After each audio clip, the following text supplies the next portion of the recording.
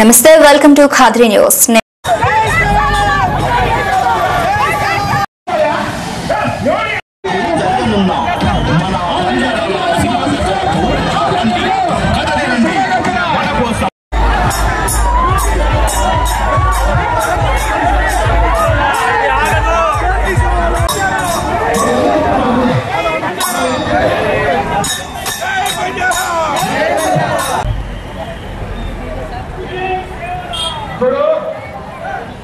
మన బంజారా సింహాగర్జన ఈరోజు సాగసకంగా జరుగుతుంది. బంజారాలో వచ్చిన వాటి పెద్దలు అందరికీ స్వాగతం సుస్వాగతం. డిటి నాయక్ సారు ఇంకొక 5 నిమిషాలు మరియు జిల్లా నాయకులు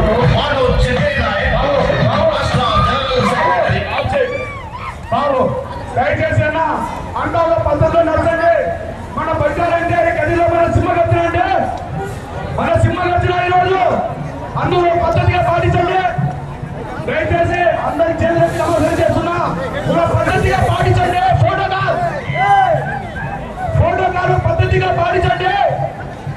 ఫోటోకాలు పద్ధతిగా పాటించండి. దయచేసి మన బంజారా ముందు బిడ్డలు ఒక పద్ధతిగా జై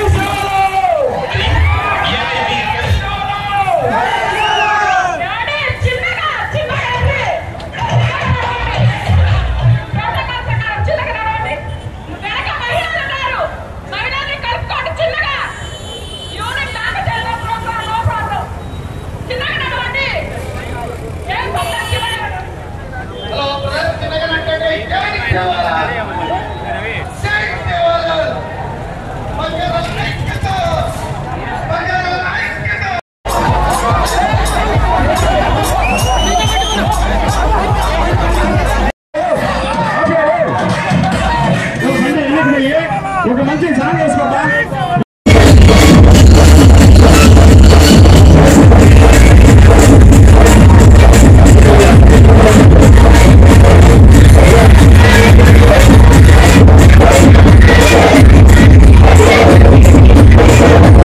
మొట్టమొదటిసారిగా కదిరి గడ్డ మీద వచ్చి రాష్ట్ర గౌరవ అధ్యక్షులుగా అనేక రకాలైనటువంటి విషయాలు మన జాతి గురించి ఈ పాలక పక్షాల దృష్టికి తీసుకునేందుకు కదిరి మరియు సత్యసాయి జిల్లా రాష్ట్ర నలుమూల నుంచి వచ్చినటువంటి మన బంజారా సోదరులందరి తరఫున ప్రత్యేకమైనటువంటి ఉద్యమ నమస్కారాలు సార్కు తెలియజేసి రావాలి. బిపి నాయక్ గారు, అదేవిధంగా సిఎన్ కృష్ణ ప్రొఫెసర్ వారు కూడా వేదిక మీదకి రావాలని చెప్పి కోరుతా ఉన్నాను.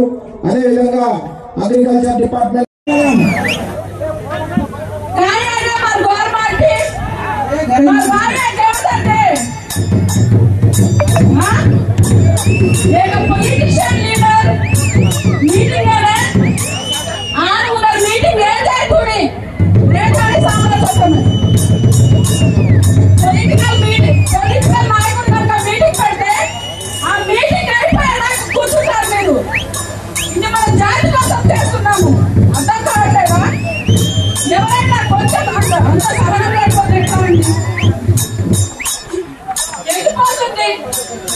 జాతి వెళ్ళిపోతుంది, బంజారా వెళ్ళిపోతున్నారు, మన సంస్కృతి సాంప్రదాయాలు ఏమైపోతున్నాయి ఆలోచిస్తారా? ఇక్కడ ఉన్న ప్రతి ఒక్కరికి చాలా రకాల బిజినెస్ ఉన్నాయి, ఉద్యోగాలు ఉన్నాయి. అన్ని వదులుకొని ఊరికి వచ్చి జిల్లాకు వచ్చి ఇంత అవస్థలు పడతా మీకోసమే కదా చేస్తుంది కదా. ఈ రోజు ఆల్ ఇండియా బంజారా సేవా సంఘం అనే సంఘం ఒక గొప్ప సంఘం. ఈ సంఘంలో పనిచేస్తున్నందుకు నేను ఎంతగానో సంతోషిస్తున్నాను. దయచేసి మీరందరూ గమనించాల్సింది ఒకటి ఉందండి. ఈ రోజు మన బంజారాలు అర్హత ఉండి కూడా అర్హత లేని వాళ్ళలాగా కూర్చొని ఉన్నారు. అధికారం చేతికిచ్చి ఈరోజు ఎస్టీలకు అధికారం చేతికిచ్చి చేతకాని గొప్పలా కూర్చోబెడతా ఉన్నారు. మనలో యూనిటీ కనుక ఉంటే మనలో ప్రతి ఒక్కరికి న్యాయం జరుగుతుంది.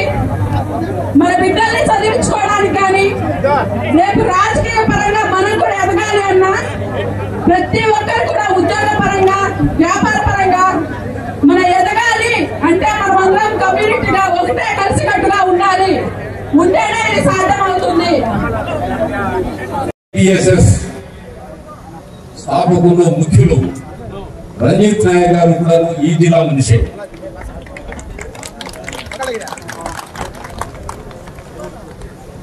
ఈ జిల్లాలో బంజారాల నుండి సుగాలి రండి మొత్తం ఆంధ్రప్రదేశ్ లో కొంత లెక్కలేసుకుంటే కాస్త చదువుకున్న వాళ్ళు ఈ జిల్లా నుంచే అని చెప్పవచ్చు. మొట్టమొదటి డాక్టర్ ఆంధ్రప్రదేశ్ లో ఆంజనేయ నాయక్ గారు కూడా అనంతపురం జిల్లా వాసి. మరి ఈ మధ్య ఎందుకు తగ్గిపోతున్నారు? అనంతపురం వాళ్ళు కొంచెం వెనకబడుతున్నారు. కాబట్టి వీళ్ళని మనం ఏదో ఒక విధంగా వీళ్ళని ఇన్స్పైర్ చేసో వీళ్ళని ఎక్కించో తిట్టో మళ్ళీ మొదటి స్థానానికి వచ్చే విధంగా చేయాలనే అభిప్రాయంతో ఇంత దూరం కదిలికి వచ్చింది.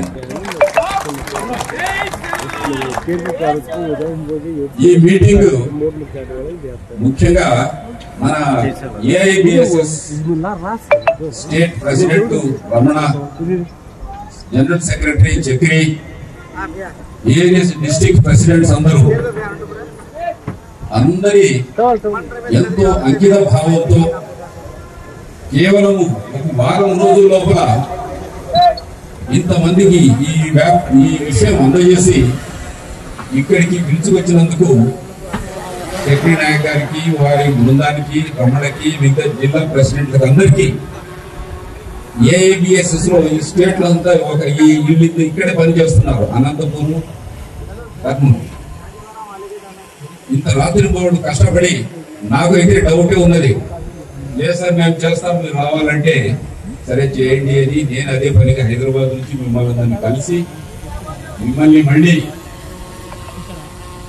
అభివృద్ధిలోకి తీసుకురావాలి. నేను ఒక్కడే కాదు, అభివృద్ధిలోకి తీసుకొని కనీసం మన చరిత్ర చెప్పి మన ఫ్యూచర్ చెప్పి మనం చేయాల్సింది ఎంతో ఉంది, మనము మన పిల్లల కోసం కష్టపడాల్సింది ఎంతో ఉంది అనే విషయాలు చెప్దామని ఇక్కడికి వచ్చాము. మీకు తెలిసిన లేదు, రాజకీయంగా రాజకీయాల గురించి నేను మాట్లాడను, కానీ రాజకీయంలో రిప్రజెంటేషన్ గురించి మాట్లాడాలి. 2 కాన్స్టిట్యున్సీస్ ఉండేవి ఆంధ్రప్రదేశ్ అంతా. ఒక ఎమ్మెల్యే, నల్లమాడ ఎమ్మెల్యే మనకి రిజర్వేషన్ ఉన్నది. అలాగే గుంటూరు జిల్లాలో ఒక ఎమ్మెల్యే సీట్ ఉన్నది. అది ఎందుకో ఏ కారణం చేతనో ఇప్పుడు ఆ 2 సీట్లు మనకు లేవు. నేను ఏఐబిఎస్ఎస్ ద్వారా నా రిక్వెస్ట్ ఏంటంటే ఇది ఎందుకు పోయినా ఈ 2 సీట్స్ దీన్ని మళ్ళీ తీసుకురావడానికి ఏమన్నా పాసిబిలిటీ ఉందా అనే విషయాన్ని ఏఐబిఎస్ఎస్ టేకప్ చేయాలని నేను కోరుకుంటున్నాను. కనీసం 1-2 ఎమ్మెల్యేలు ఉంటే ఈ లంబాడీకి, సుగాలికి ఒక రిప్రజెంటేటివ్ ఉంటారని నాకు ప్రభుత్వం వారు కూడా ఇది ఆలోచించి ఈ విషయాన్ని చేస్తే జాతికి ఎంతో మేలు జరుగుతుందని నేను అనుకుంటున్నాను. రెండో విషయం, మనమందరము సంత్ సేవాలాల్ గారి తర్వాత మన తిరుపతిలో ఒక మఠం ఉంది, హాతీరామ్జీ మఠం. అది లంబాడాలదని, సుగాలీలదని మీకు తెలిసినదో మీ తాత ముత్తాతలు కూడా అక్కడికి వెళ్ళి भेंट चढ़ा सकते सर। वो पीसा से आपने गोरे पीसा हो, वो पीसा दिल्ली को जाग से अब उनको खदा रहे सर। अब स्लोली उनको गवर्नमेंट लेवल जो दिखा रही सर। तो ప్రభుత్వానికి మీకు కోరేది ఏమంటే ఏఐబిఎస్ఎస్ తరపున ఆ మఠం మాది కాబట్టి ఆ మఠాన్ని అడ్మినిస్ట్రేషన్ ఒక కమిటీ వేసి అందులో లంబాడీస్ పెట్టి ఈ మఠాన్ని మఠ ఆస్తుల్ని కాపాడాలని నేను ప్రభుత్వాన్ని కోరుకుంటున్నాను.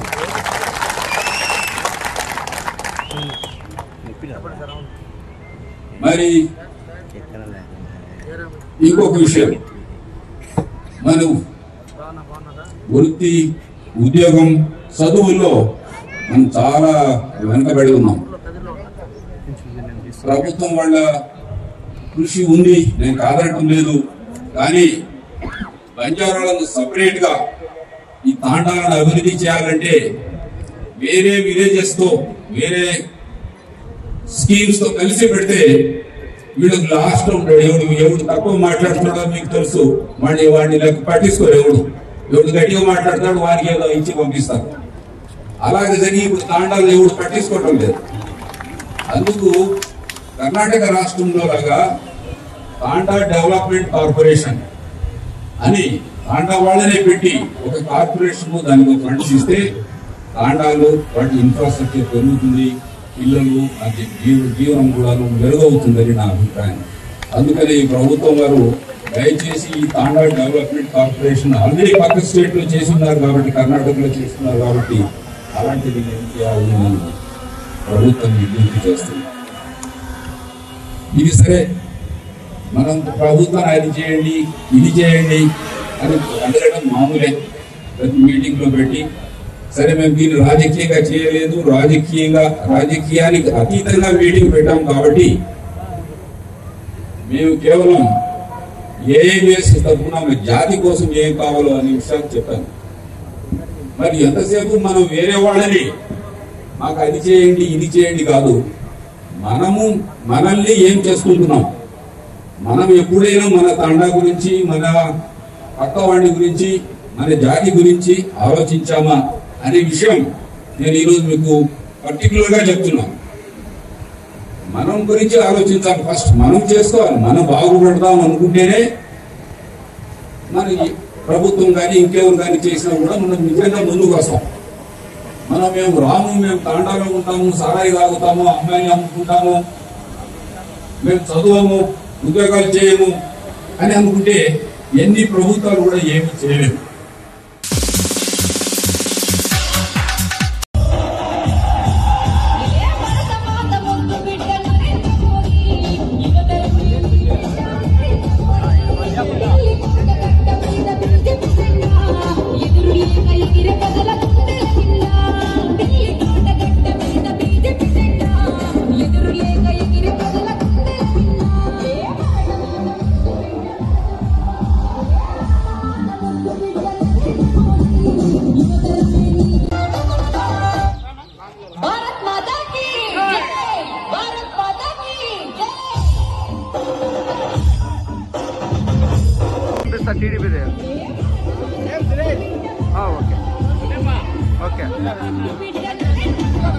Subscribe to our channel. Hey darlings, గంటని క్లిక్ చేయడం మర్చిపోకండి.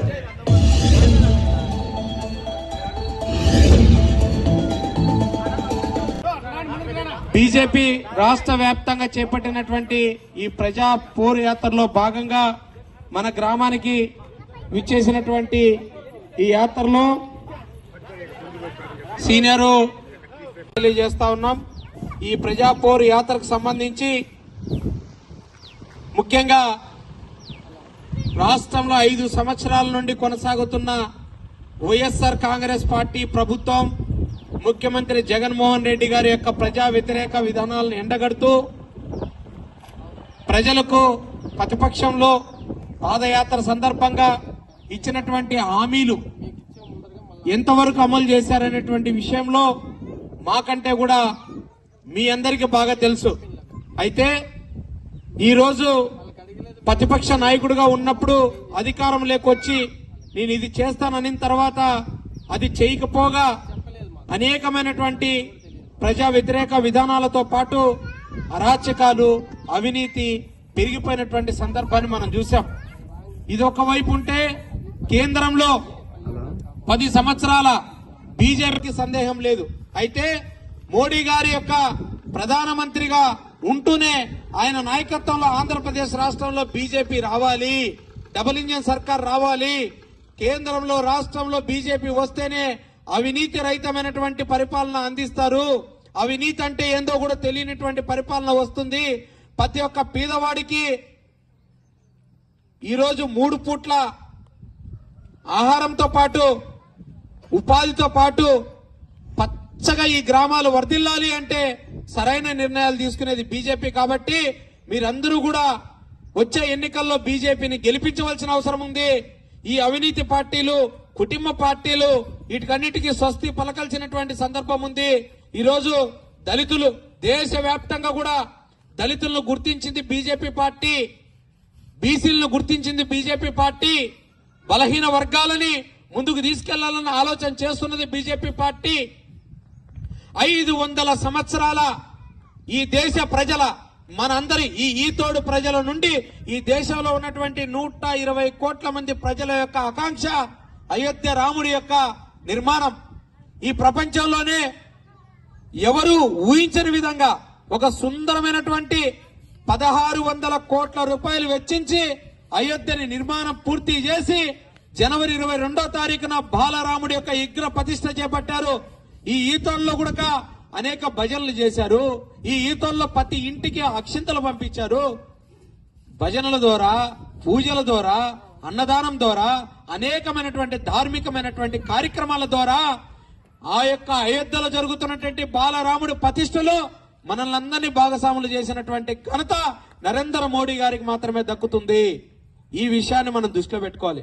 ఎక్కడో అయోధ్యలో జరుగుతున్నటువంటి బాలరాముడి విగ్రహ ప్రతిష్టలో ఈ తోడు ప్రజలను కూడా భాగస్వాములు చేసిన చరిత్ర ఉన్నటువంటి నరేంద్ర మోడీ గారు ఎంత దూరదృష్టితో ఉన్నారో, బీజేపీ పార్టీ పరిపాలన ఏ విధంగా ఉంటుందో ఈ యొక్క చిన్న ఉదాహరణ చాలు. కాబట్టి మీరందరూ కూడా వచ్చే ఎన్నికల్లో బీజేపీని గెలిపించాల్సిన అవసరం ఉన్నది. ఆ విషయాన్ని గుర్తించి మీరు రాబోయేటువంటి ఎన్నికల్లో గెలిపిస్తారు.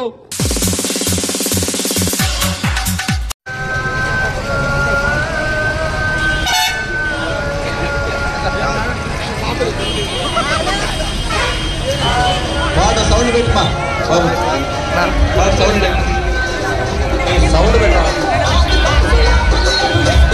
ముందు కార్యకర్తలు కదలండి. సౌండ్ పెట్టు, సౌండ్ పెట్టు.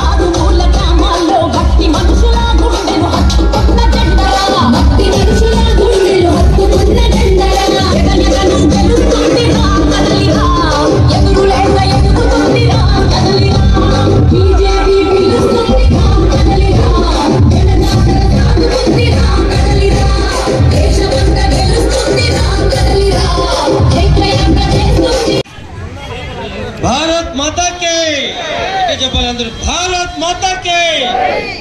సభాధ్యక్షులు, తన్నకల్లు మండల అధ్యక్షులు రాజన్న గారికి, ఈ ప్రజాపౌరు యాత్ర రాష్ట్ర కన్వీనర్ సోమగుంట ఇష్టవర్ధన్ రెడ్డి గారికి, ప్రజాపౌరు యాత్ర అసెంబ్లీ కన్వీనర్ వడ్డేర్ల వెంకటేష్ గారికి, జిల్లా ప్రధాన కార్యదర్శి సుదర్శన్ గారికి, సంటి గారికి, నాగార్జున గారికి, డిఎల్ గారికి, ఏనుగోపాల్ రెడ్డి గారికి, కేశవరెడ్డి గారికి, వేదిక మీద రాష్ట్ర జిల్లా నాయకులందరికీ కూడా పేరు పేరున ధన్యవాదాలు తెలుపుకుంటూ, ఈరోజు మొత్తం అన్ని మండలాల్లో తిరుక్కుంటూ రాష్ట్ర వ్యాప్తంగా ఈరోజు కదిరి నుంచి కూడా మన కుక్కడి క్రాస్కు ఈ ప్రజాపౌరు యాత్ర రావడం జరిగింది.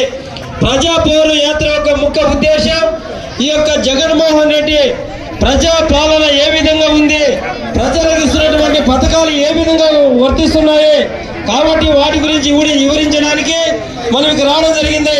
సోదరులు ఒక్కటే మనం గమనించాలి, జగన్మోహన్ రెడ్డి గారు పాదయాత్ర చేసేటప్పుడు ఆయన ఇచ్చినటువంటి హామీలు ఏంటి, తర్వాత ఇప్పుడు జరిగినటువంటి పని ఏమిటి?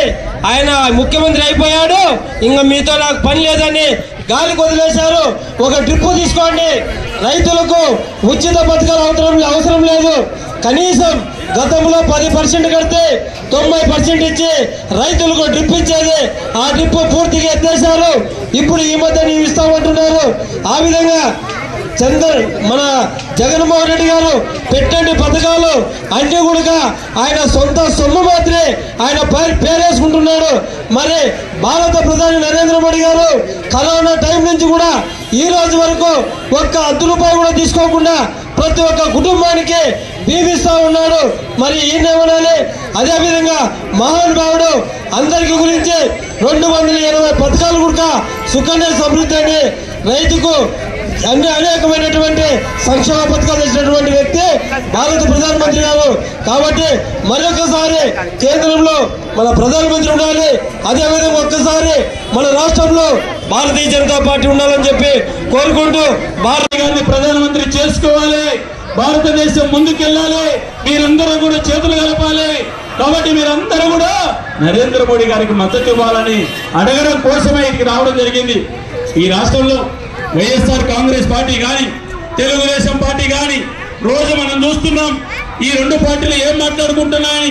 నువ్వు దొంగ అంటే నువ్వు దొంగ, నువ్వు 1,00,000 కోట్లు దోచుకున్నావంటే నువ్వు 2,00,000 కోట్లు దోచుకున్నావు, నువ్వు జైలుకు పోయినావంటే నువ్వు బెయిల్ మీద ఉన్నావు. ఈ జైలు బెయిల్ దొంగలు దోపిడీదారులు అవసరమా ఈ రాష్ట్రానికి అని చెప్పి నేను అడుగుతున్నాను. అందరినీ కూడా ఈరోజు భారతదేశంలో నరేంద్ర మోడీ గారు ప్రధానమంత్రి అవుతున్న సందర్భంలో పేదలు బాగుండాలంటే ఇన్ని సంక్షేమ పథకాలు ఇచ్చాడు. గతంలో అధికారుల దగ్గరికి వెళ్ళే వాళ్ళం, ఆఫీసర్లు రికమెండ్ చేయాలి, నాయకులు రికమెండ్ చేయాలి. ఈరోజు ఎవరు రికమెండ్ చేయాల్సిన అవసరం లేదు. మీకు బ్యాంక్ అకౌంట్, ఆధార్ అకౌంట్ ఉంటే మీ ఇంట్లో డబ్బులు వస్తున్నాయి, డైరెక్ట్ బెనిఫిట్ ట్రాన్స్ఫర్ అని. ఇది నరేంద్ర మోడీ గారు తీసుకొచ్చినటువంటి విప్లవాత్మకమైనటువంటి చర్య అని చెప్పి నేను గుర్తు చేస్తూ చాలా సంతోషం. ఈరోజు నరేంద్ర మోడీ గారు 2024లో మూడోసారి దేశానికి ప్రధానమంత్రి అవుతున్న సందర్భంగా ఇంత పెద్ద ఎత్తున మీరందరూ కూడా వచ్చి ఈ కొక్కటి క్రాసులో మీరందరూ కూడా స్వాగతం పలికి మీరందరూ ఈ మంచి విషయాలు విన్న మీ అందరికీ కూడా మనస్ఫూర్తిగా అభినందనలు తెలియజేస్తూ ఈ కార్యక్రమాన్ని చక్కగా నిర్వహించినటువంటి మండల భారతీయ జనతా పార్టీకి సోదరుడు స్థానిక భారతీయ జనతా పార్టీ జిల్లా నాయకుడు హస్నాపురం చంటి గారికి వాళ్ళ టీంకు మనస్ఫూర్తిగా అభినందనలు తెలియజేస్తూ సెలవు తీసుకుంటున్నా. అందరూ ఒక్కసారిగా భారత్ మాతాకి ఏం చెప్పాలి. ఈ దేశంలో ఉన్న మనందరూ కూడా పేరు పేరున ధన్యవాదాలు తెలుపుకుంటూ ఈరోజు మొత్తం అన్ని మండలాల్లో తిరుపుకుంటూ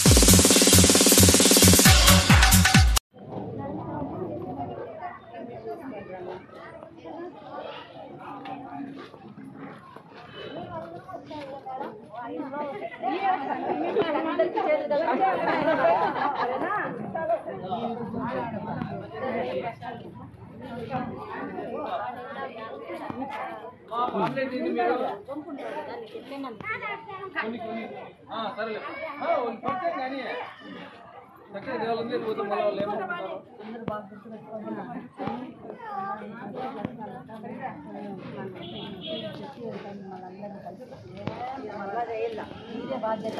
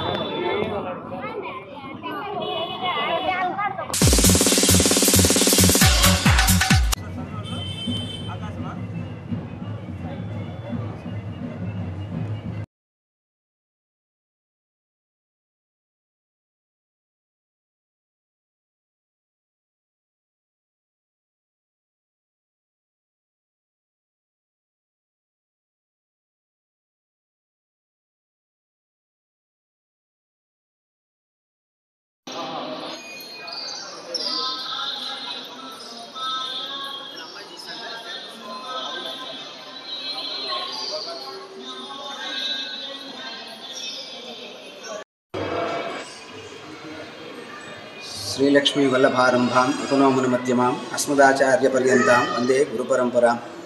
శ్రీ ఖాద్రులక్ష్మీ నృసింహ పరబ్రహ్మణే నమః. వికనస మహాగురవే నమః. సభాభ్యో నమః.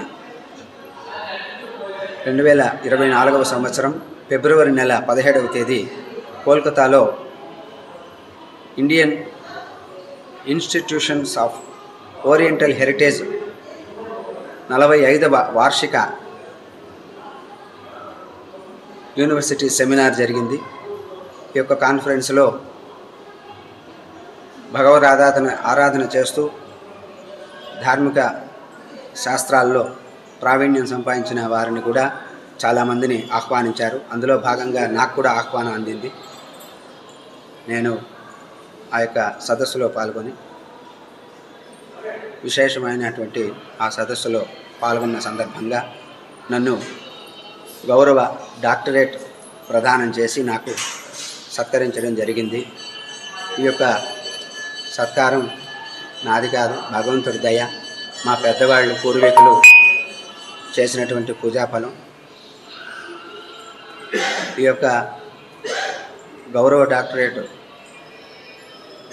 పురస్కారం లభించడంతో పాటు మాకు మరింత బాధ్యత పెరిగిందని కూడా నేను సవినయంగా అందరికీ తెలియజేస్తున్నాను. భగవంతుడి సేవలో తరిస్తూ భగవంతుడి దేవాలయ అభివృద్ధికి పాటుపడుతూ ఇంకా మరింత శ్రమించాల్సిన అవసరం ఉందని, జీవితం భగవంతుడి సేవలో ధన్యం చేసుకోవాల్సిన అవసరం ఎంతైనా ఉందని ఆ యొక్క స్వామివారిని మనస్ఫూర్తిగా ప్రార్థిస్తూ విశేషంగా నమ్ముతూ ఈ యొక్క మిగులు జీవితాన్ని కూడా భగవత్ కైంకర్యంలో స్వామి యొక్క భక్తుల సేవలో తరించే విధంగా నరసింహస్వామి వారి అనుగ్రహం నాకు కలగాలని భగవంతుని ప్రార్థిస్తూ లోకా సమస్తా సుఖినో భవంతు. స్వస్తి. నన్ను ఇంతటి స్థాయికి తెచ్చిన మా తల్లిదండ్రులకు సాష్టాంగ నమస్కారాలు మరియు మా శ్రేయోభిలాషులకు స్నేహితులకు కూడా కృతజ్ఞతాభివందనలు తెలియజేస్తున్నాను. ఈ యొక్క అవార్డు రావడానికి సహకరించిన ఇండియన్ నేషనల్ ఓరియంటల్ హెరిటేజ్ వారికి కూడా నా కృతజ్ఞతలు తెలియజేస్తూ శుభం. స్వస్తి.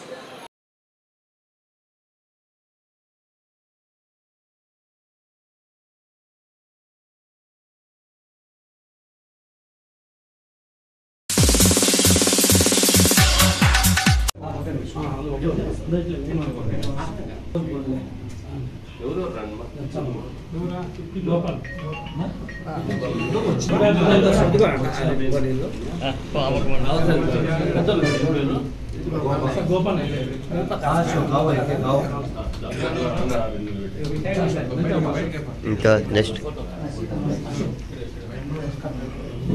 ఓకేనా?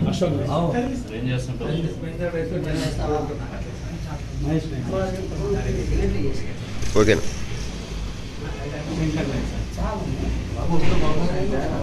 Okay okay.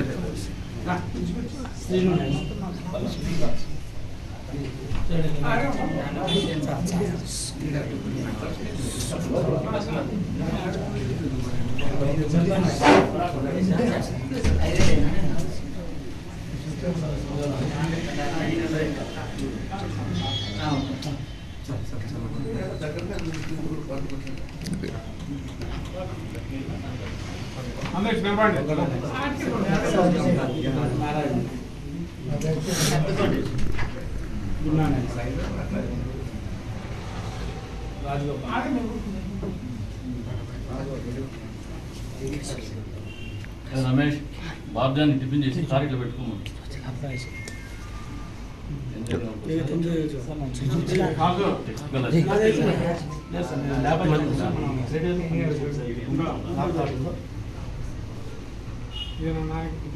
వీళ్ళకు ఆడిట్ ఇల్లు తప్ప మామూలు ఇల్లు లేవన్నా. ఆడిట్ చోట హౌసింగ్ రాదు కానీ ఆడిట్ వాళ్ళు రారు. నేను చేయిస్తాను సరే. మళ్ళా పంటకి మేము ఇళ్ళలో చేరి మీ ఇళ్ళకాలకు వస్తాం. అది గుర్తుపెట్టుకోండి. గవర్నమెంట్ ఉన్న ఇల్లు ఈసారి హౌసింగ్ యాడ్ చేసినారు జగనన్న అందరికి వచ్చింది మాకు హౌసింగే లేదు సార్